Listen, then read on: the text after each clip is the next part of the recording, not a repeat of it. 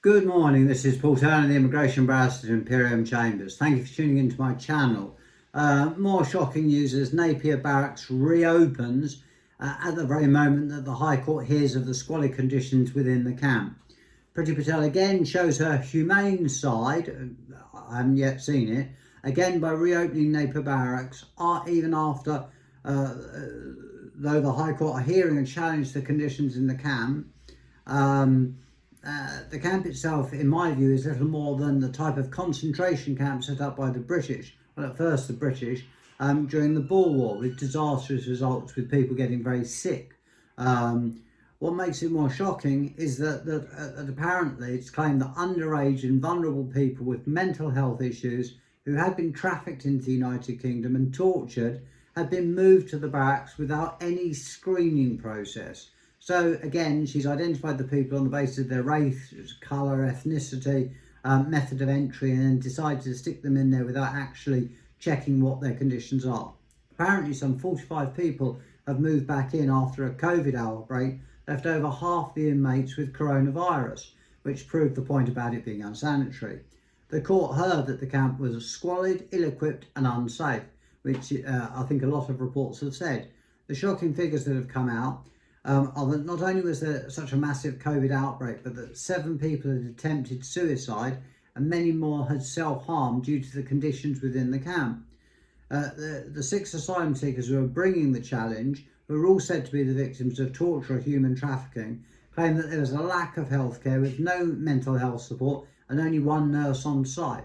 So that's pretty inadequate given the number of people they packed into it before.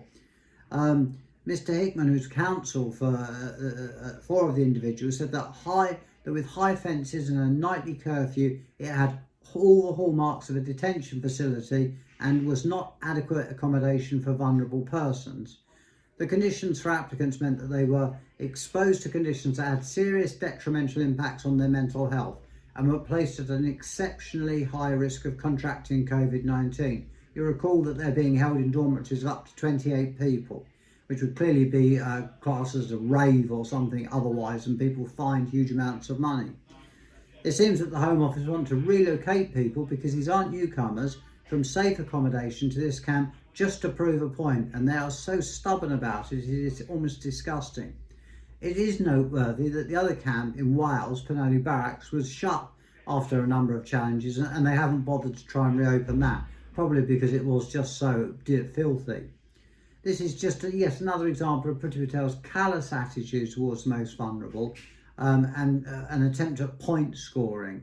I hope that the High Court rules definitively that once and for all that the use of Napier Barracks is illegal and puts her ideas of locking up the most vulnerable without checking on their conditions illegal.